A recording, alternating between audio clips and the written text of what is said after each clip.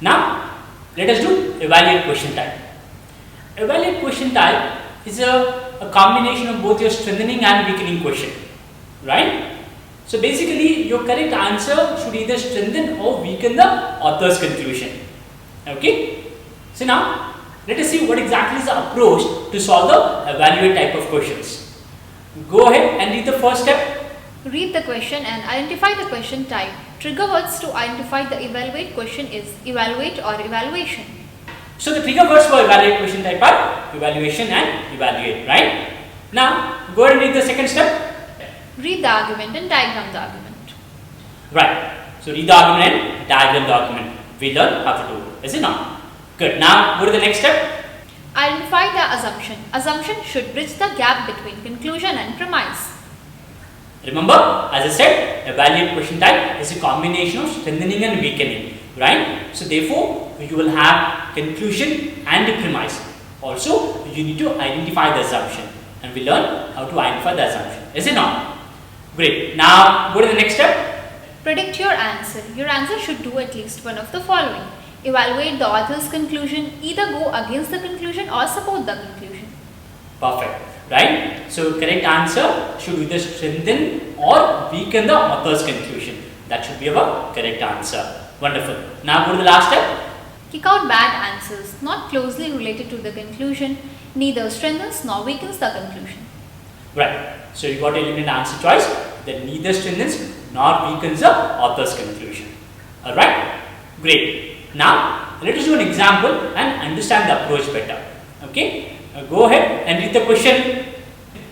Which of the following investigations is most likely to yield significant information that would help evaluate the researcher's hypothesis? Right. So, evaluate the researcher's hypothesis. This is clearly an evaluate question type, right? And we need to evaluate the researcher's hypothesis. Let us see what is the researcher's hypothesis. Okay. Now, go ahead and read the argument. Guitar strings often go dead, become less responsive and bright in tone after a few weeks of intense use.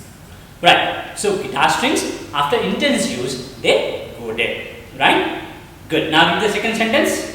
A researcher whose son is a classical guitarist hypothesized that dirt and oil rather than changes in the material properties of the string were responsible. Right. So, the researcher says that it is dirt and oil that makes the guitar strings go dead and not the changes in the material properties, right? So, the second statement is a conclusion and the first statement is a premise, right? Now, this looks like a causal flaw, right? Remember, we did causal flaw in the previous sessions? Yes. Great. So, how do you form an assumption here? How do you get the assumption for the causal flaw? It is only dirt and oil that causes guitar strings go dead and nothing else, right? Now, your correct answer should help evaluate this statement. Your correct answer should show yes, it is dirt and oil, or no, it is not dirt and oil. Okay. Now let us go to the answer choices and see which answer choice helps us evaluate this. Okay. Now go to the answer choice A. Determining whether a metal alloy is used to make the strings used by classical guitarists. So this is totally not relevant, right? So let us knock off answer choice A. Right. Now read answer choice B. Determining whether classical guitarists make their strings go dead faster than do folk guitarists. There is no comparison at all. So let us knock off answer choice B as well. Now read answer choice C. Determining whether identical lengths of string of the same gauze go dead at different rates when strung on various brands of guitars. Various brands of guitar is again not relevant. So let us knock off answer choice C. Now read answer choice D. Determining whether a dead string and a new string produce different qualities of sound. Obviously, the dead string will produce a different sound, right? And moreover, this is not really helping us evaluate the researcher's hypothesis. So let us eliminate answer choice D as well. Now go to answer choice E.